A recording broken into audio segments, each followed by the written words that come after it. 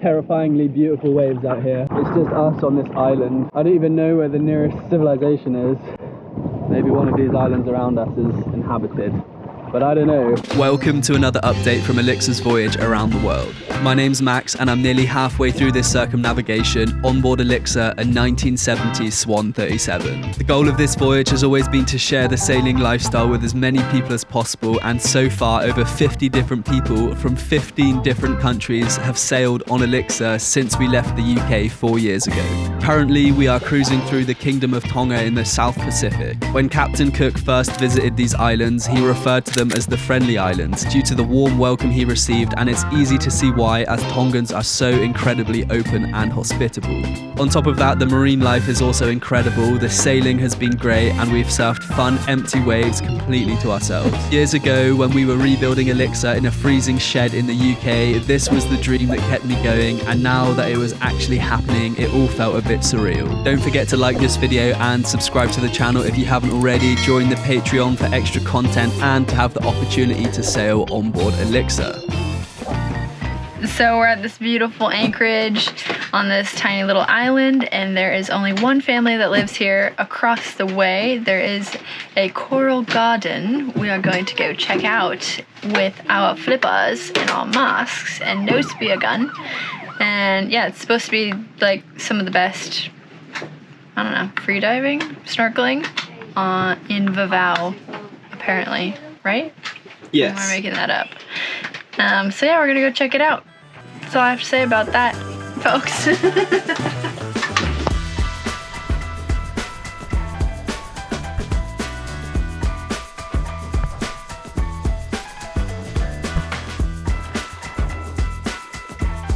The Vavau group is a small cluster of islands with a patchwork of coral reefs literally in the middle of the South Pacific. Because of this, the water clarity is unbelievable, there's so much marine life, and the reef drops quickly into deep water. It's also humpback whale season, and pretty much as soon as you stick your head under the water, you can hear the sounds of the whales singing.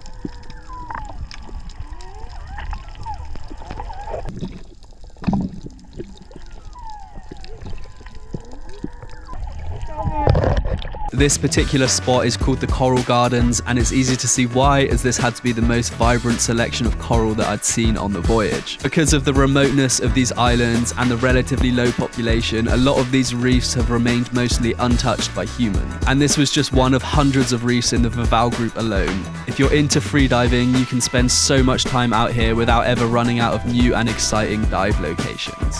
This was the perfect way to spend our last day in the Vavau group, before we had to pick up the anchor again and make our way south to the next island group of Haapai.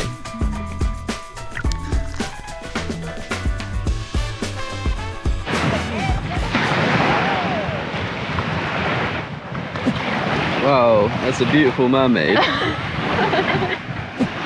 like the naked lizard? Yeah, I saw that.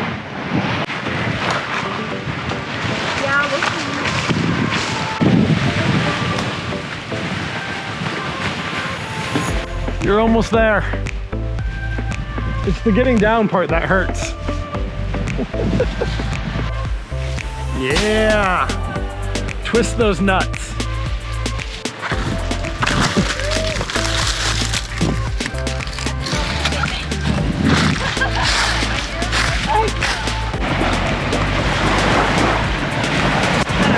How's that going for you?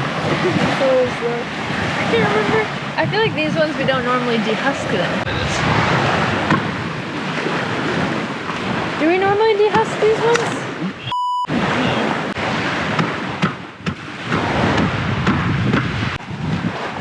Gary's on there.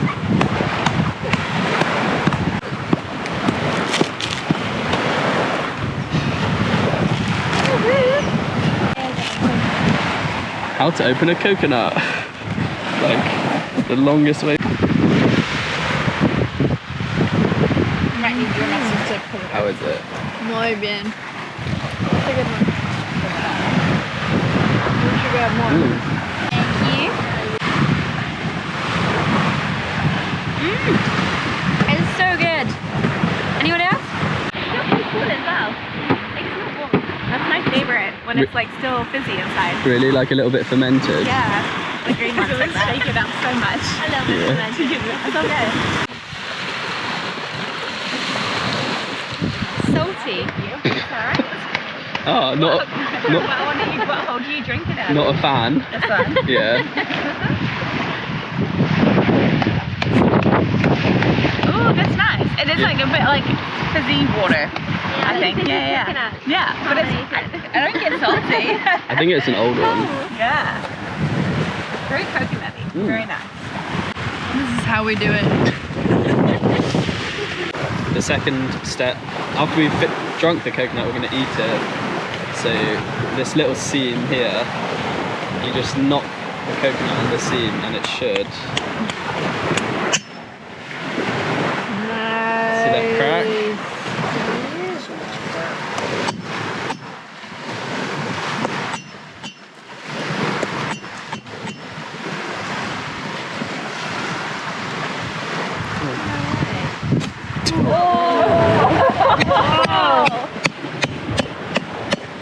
Yeah, it's getting bigger.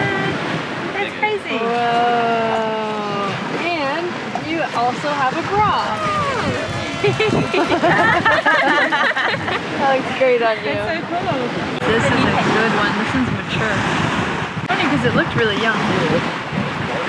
Oh wow. Pretty good, is it? That's thick, yo. Go for it. You did all the hard work. You enjoyed that. What are you doing to the coconut? It looks really interesting. What are you doing to it?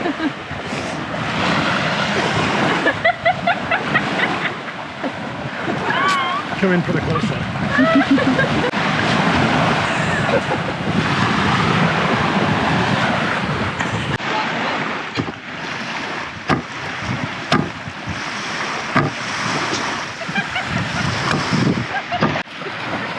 Ew, the meat doesn't look good at all, actually. No, that's like the It's like halfway to what the other one looks coconut like. jelly.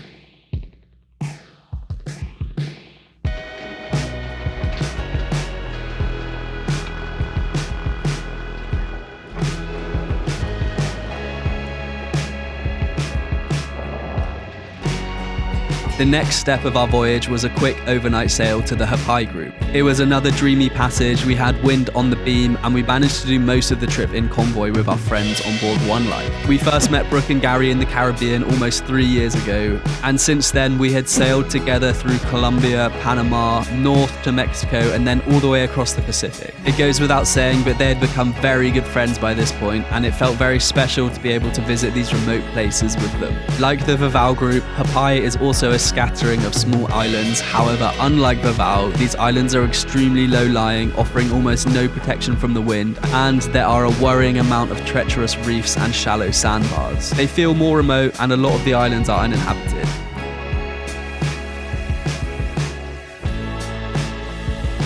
We left the Vavau group last night and we sailed through the night to the Haapai group, which is the next region of islands to the south in Tonga. Yeah, and there's a lot going on. There's a lot of islands and sandbars and reefs and potential anchorages and surf spots. It looks really cool, and the wind's going to drop off over the next few days, so I'm quite excited. Right now we're just looking at this tiny little island here with supposedly there's a good wave that breaks off it. I'm going to try and anchor Elixir and check it out. You can see there's a few trees that have been, I guess they've been killed by the tsunami, because there was a tsunami here a few years ago.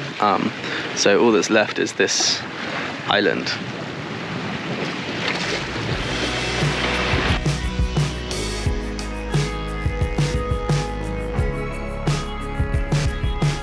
Decided to anchor by this uninhabited island, but it's not very obvious what the bottom is, whether it's sand or coral, so Anna's going to jump in with a mask and a snorkel and find a nice patch of sand for us to drop the anchor on. What a hero. Ready? Yeah.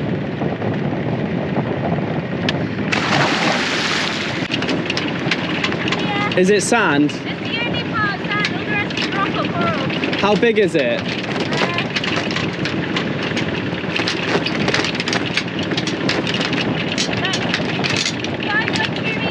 5 by 2 meters. Yeah. What do you think about this new spot? Beautiful. pretty nice. So we just dropped the anchor at another empty anchorage out here in Tonga in the Haapai group, and it looks like there's a really fun looking wave, like a left-hander just over here behind us. So we're gonna load the surfboards into Pippi and go over there and have a little look. It looks really good. Another empty South Pacific anchorage for us, as you can see behind me. This is the spot. As I had an absolute Californian frother on board, we made the most of any opportunities we could to surf. There's not really any way of knowing where these waves are, and our technique basically consisted of finding potential surf spots on Google Earth, sailing there, and figuring out the rest when we arrive. There are very few surfers in the Kingdom of Tonga, and spots like this are so difficult to reach that it wouldn't surprise me if some of these waves had never been surfed before. We checked the first spot, and it looked really shallow. So we found an island on the other side of the channel, and this looks even shallower.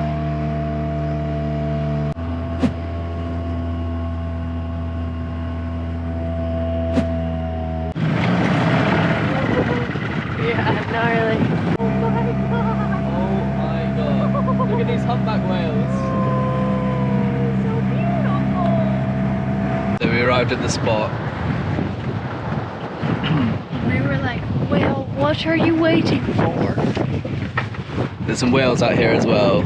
Yeah, the wave looks quite heavy and hollow and fast and shallow, so I'm not sure whether we're going to be able to surf it or not, but we're going to paddle out and have a look. It does look makeable, but it's kind of hard to tell from the boat. I think we need to get into the water and see. We're going to give it a go anyway.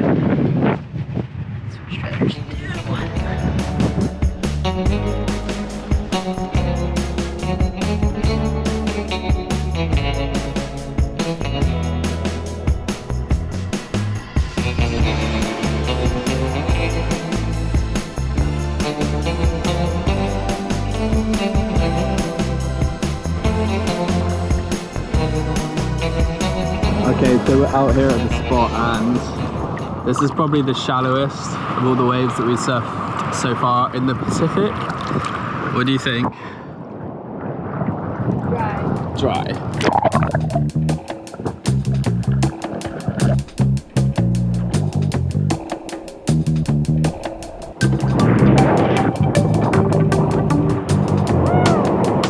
Okay.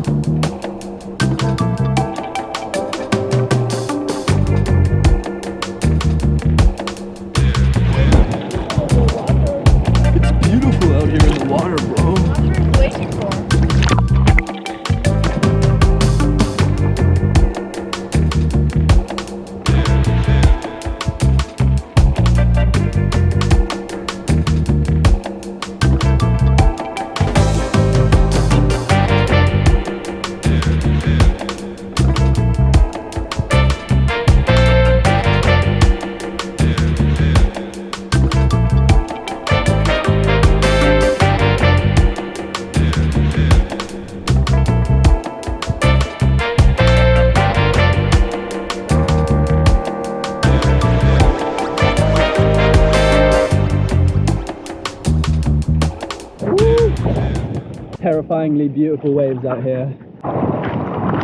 It's just us on this island, and I don't even know where the nearest civilization is. Maybe one of these islands around us is inhabited, but I don't know. So we're taking it easy. We're not like pulling into any massive closeouts or anything, just picking off some nice waves.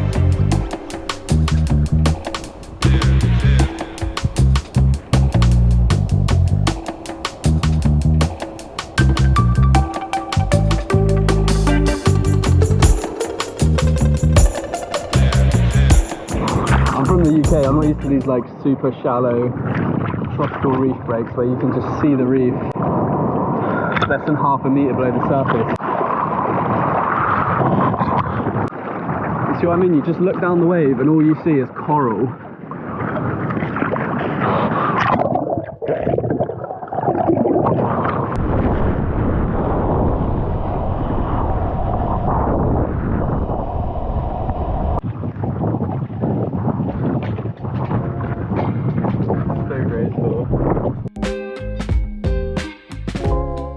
It's always a bit of a risk anchoring next to a surf spot, and so that we could all get a decent night's sleep, we moved to a more protected anchorage for the night. The next day, we lifted the dinghy and set off for another island group where we discovered that life isn't always dreamy in the Kingdom of Tonga, and a few years ago, something catastrophic had destroyed some of these islands, and the damage was still very evident. Thanks for watching another update from this voyage around the world. Don't forget to like this video, subscribe to the channel, and let me know what you thought of this episode in the comments. Join the Patreon for crewing opportunities on board Elixir, as well as to have access to more exclusive content like my monthly newsletter, the Elixir Express. Check out our online store for untied t-shirts, and in the next video we're going to be continuing our voyage south through the Kingdom of Tonga and onto the nation's capital of Tonga Tapu to prepare for our next big passage to New Zealand.